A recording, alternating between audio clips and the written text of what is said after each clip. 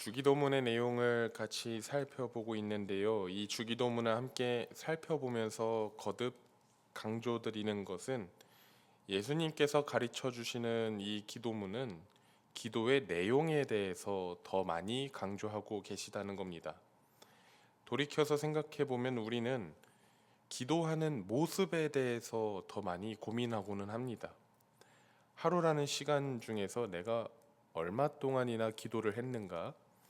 또 내가 어느 자리에서 기도를 하는가, 또 지금과 같이 이 새벽 기도를 얼만큼이나 내가 애를 쓰며 지키고 있는가, 이러한 고민은 기도의 모습에 대한 고민이다라고 할 수 있겠지요.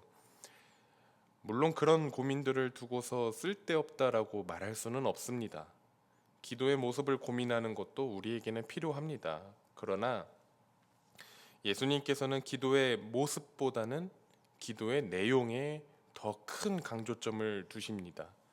어떻게 기도하는가라는 질문보다도 무엇을 기도하는가라는 질문이 더 중요하다라는 것이죠. 그래서 가르쳐 주시는 기도의 내용이 바로 주기도문이라는 사실을 우리는 말씀을 통해서 배우고 있습니다. 그리고 주기도문의 내용은 6개의 간구문으로 이루어져 있고 그 6개는 다시 셋씩 두 부분으로 나눌 수 있다고 말씀드렸습니다.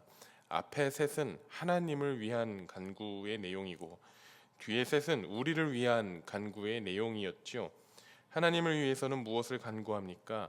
하나님의 이름이 거룩히 여김을 받도록, 하나님의 나라가 임하도록, 하나님의 뜻이 하늘에서 이루어진 것 같이 이 땅에서도 이루어지도록 기도해야 합니다. 그리고 우리를 위해서 기도해야 하는 세 가지는 우리에게 일용할 양식이 있도록, 우리가 죄 사함을 받도록, 그리고 마지막으로 우리가 시험에 들지 않고 악에서 구함을 받도록 기도해야 합니다. 지금까지 이 간구의 내용들을 자세히 살펴보고 묵상하면서 이 기도들이 가진 의미들을 함께 생각해 보았습니다.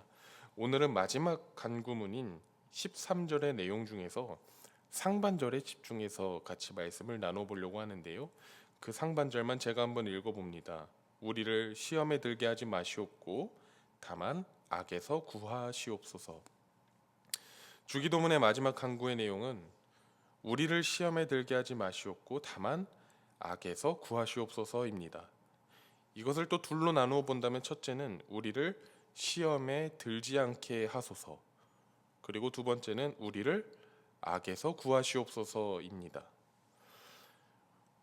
오늘은 첫 번째인 우리를 시험에 들지 않게 하소서라는 이 기도에 집중해서 말씀을 살펴보고, 그리고 다음 주 중에도 제가 한번 말씀을 나눌 기회가 있으니 그때 그 뒤에 이어지는 말씀을 또 이어서 보도록 하겠습니다.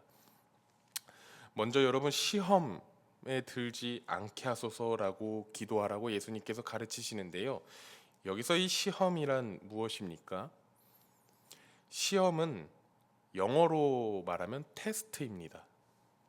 테스트란 어떤 사람이 어느 정도 수준에 이르렀는가 알아보기 위한 하나의 절차라고 할 수 있죠. 테스트를 통해서 그 사람이 가진 지식의 수준을 가늠할 수도 있고, 또는 기술이 얼만큼 숙달되었는가 파악해 볼 수 있습니다. 그래서 테스트, 이 시험은 학교라는 공간에서 주로 이루어지곤 합니다. 그런데 성경은 우리의 믿음 생활에서도 이러한 테스트가 있다라는 사실을 가르쳐 주고 있지요. 성경이 말하는 테스트, 우리의 신앙 생활에서의 테스트는 과연 무엇을 가늠하고 무엇을 판단하기 위한 것일까요? 바로 우리의 믿음을 알아보기 위한 시험입니다. 그런데 성경이 말하는 시험은 믿음의 테스트만을 또 의미하지 않습니다. 성경 속의 시험은 또 둘로 나누어서 생각해 볼 수 있는데요. 하나는 방금 말씀드린 그런 테스트로서의 시험이고요. 이것을 다른 말로 표현하면 시련이라고 할 수 있을 겁니다.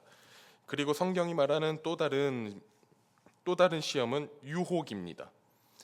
유혹은 시련하고는 또 엄연히 다릅니다. 둘 사이의 가장 큰 차이점은 바로 목적이다라고 할 수 있겠는데요.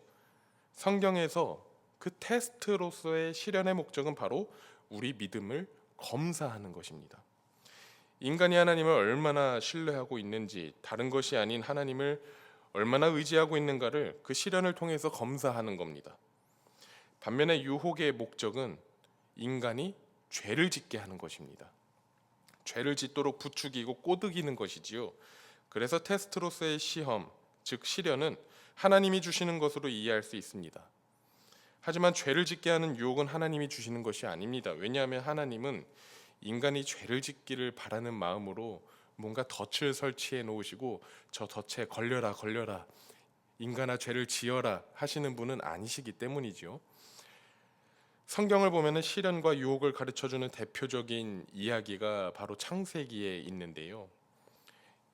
먼저 믿음의 시험, 믿음의 시련, 믿음의 테스트하면 모두가 같이 함께 떠올리는 이야기가 있습니다. 바로 하나님께서 아브라함을 시험하시는 이야기가 있지요. 노인이 된 아브라함에게는 자식이 없었고 하나님께서는 그 아브라함에게 아들을 약속하셨습니다. 그러나 이미 80대 중반에 접어든 아브라함은 하나님의 이 약속을 100% 신뢰하지 못했습니다. 자신도 그렇고 또 아내도 그렇고 이미 나이가 찬 노인이었으니 아들을 낳는 것은 불가능하다고 생각했지요. 그래서 자신의 아내가 아닌 아내의 여종과 동침해서 아들을 낳았는데 그 아들이 바로 이스마엘이지 않습니까? 그런데 아브라함이 99세가 되었을 때 하나님께서 아브라함에게 다시 말씀하십니다. 내가 너에게 아들을 낳아주게 할 것이다. 이 말을 들은 아브라함이 속으로 이렇게 생각합니다. 내 나이가 100살이고 또 내 아내는 90살인데 무슨 아들을 낳습니까, 하나님? 그리고는 하나님께 이렇게 대답합니다. 하나님, 이스마엘이나 하나님 앞에서 잘 살기를 원합니다. 아브라함의 생각이 사실은 상식적으로는 굉장히 옳지요. 그러나 상식을 뛰어넘으시는 하나님은 100세가 된 아브라함이 아들을 볼 수 있도록 허락해 주십니다. 그 아들이 바로 우리가 잘 알고 있는 이삭이지 않습니까? 그러니 여러분, 아브라함에게 있어서 이삭이라고 하는 아들은 어떤 존재였을까요?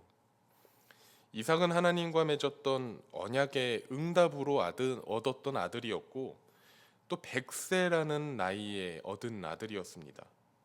그리고 하갈과 같은 여종을 통해서가 아니라 자신의 아내인 사라가 낳아준 아들이었습니다.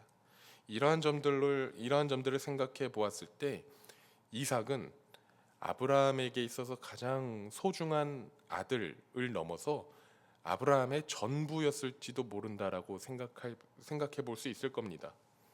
그런데 그에게 있어서 전부와도 같은 그 이삭을 하나님께서 어떻게 하라고 말씀하십니까?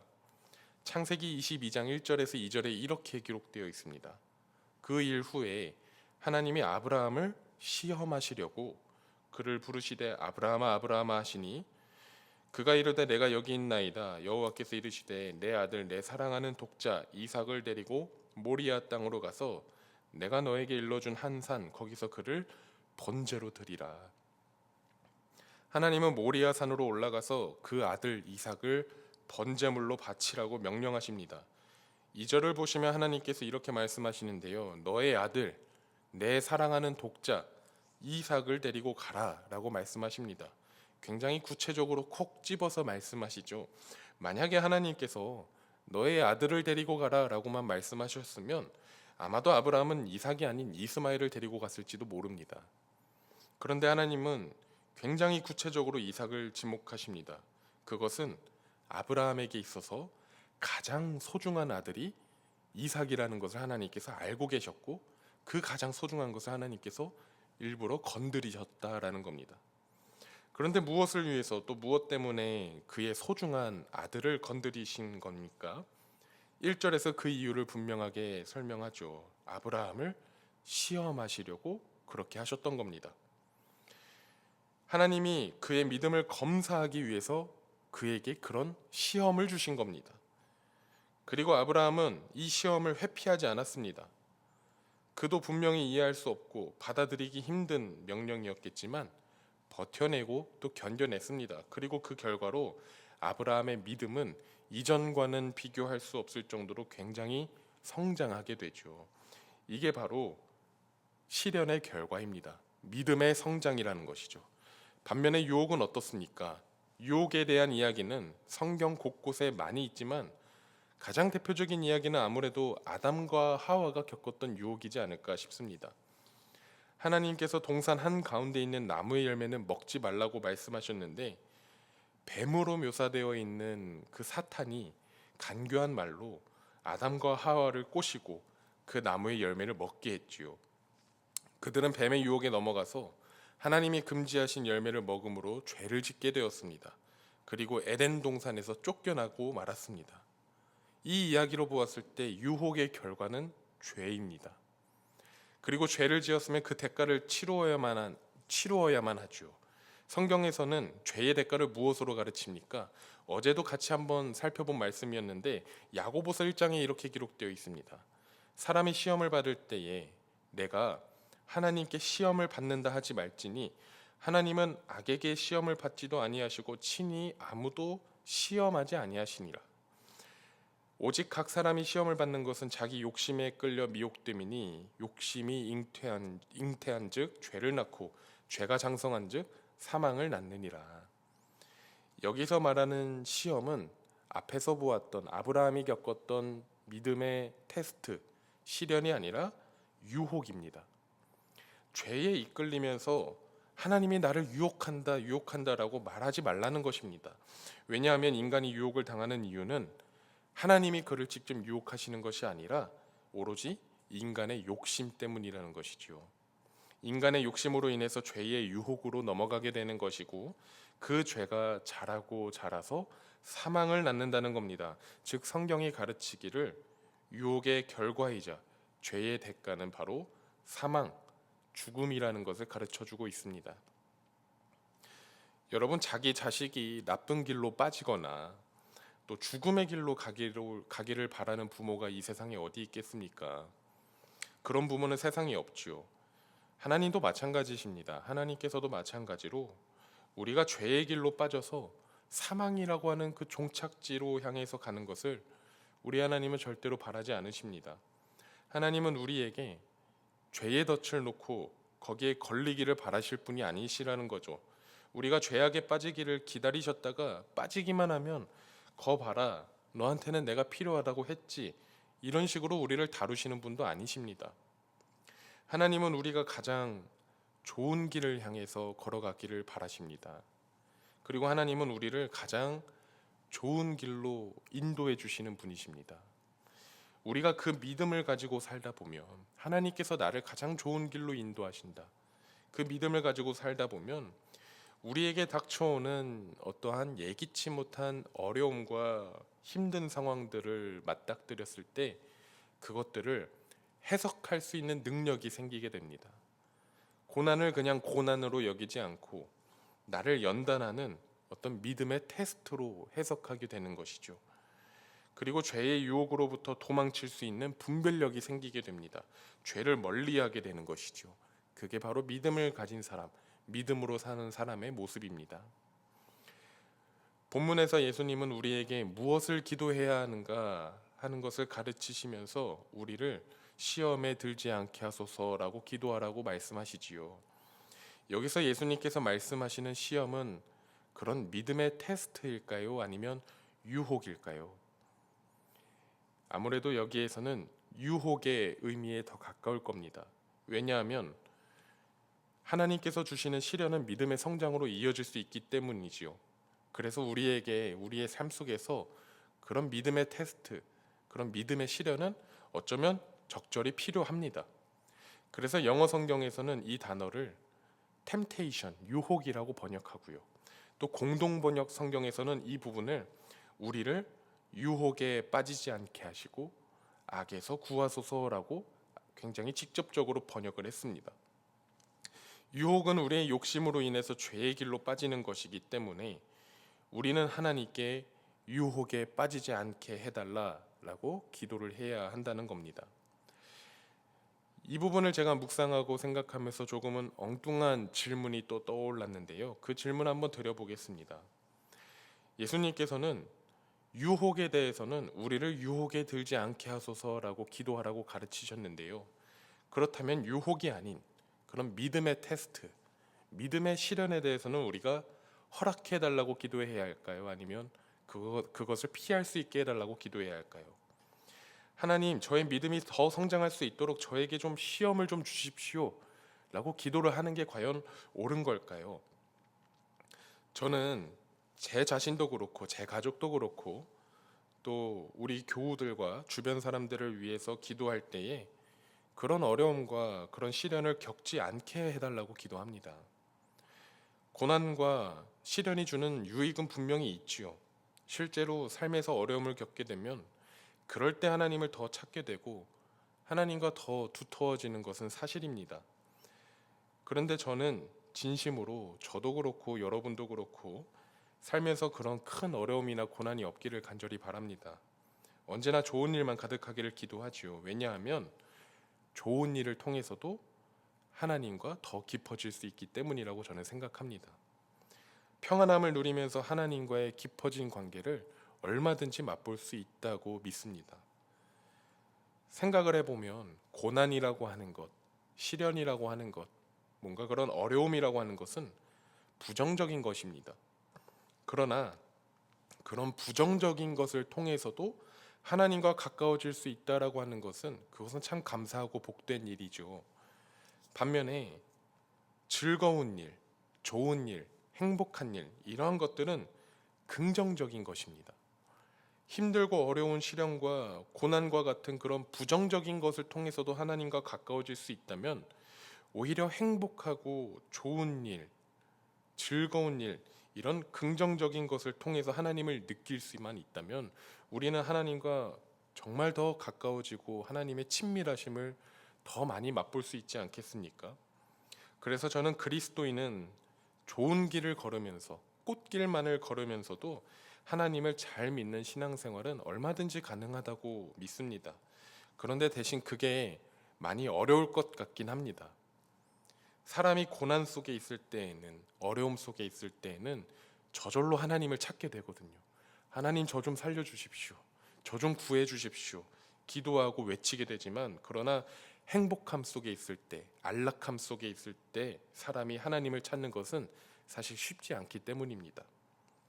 그래서 우리가 행복할 때에도 뿐만 아니라 아무런 일이 없이 뭔가 평범하고 무탈한 삶을 살고 있을 때에도 우리는 하나님을 느낄 수 있어야 되고 하나님을 바라볼 수 있어야 합니다. 그리고 그런 평범한 일상을 살 수 있도록 허락하시는 하나님께 정말 온 마음을 다해서 감사할 수 있어야 합니다. 그렇기 때문에 제가 바라는 것은 저와 여러분이 그런 평범하고도 행복한 삶을 살면서 그런 와중에도 하나님께 가장 우선순위를 두고 하나님을 의지할 수 있는 그런 사람들이 되기를 간절히 바랍니다. 그러한 마음으로 드리는 기도가 바로 오늘 예수님께서 우리에게 가르쳐 주시는 하나님 우리를 시험에 들지 않게 하소서 하는 기도라고 저는 생각합니다. 이 기도는 무엇보다도 우리 자신이 욕심에 눈이 멀지 않도록 죄의 유혹에 빠지지 않도록 하나님께 간구하는 기도입니다. 그리고 그와 동시에 이 기도는 우리의 인생이 시험이 없는 인생 또 시련이 없는 인생일지라도 하나님을 놓치지 않고 살겠습니다라고 하는 결단이 담겨 있는 또 그런 결단의 마음으로 드려야 하는 기도입니다. 이 기도의 의미를 우리가 기억할 수 있기를 바라고요. 그리고 나를 넘어뜨리는 죄의 유혹이 없도록 하나님을 정말로 강하게 붙들 수 있는 그런 사람이 되시기를 바랍니다.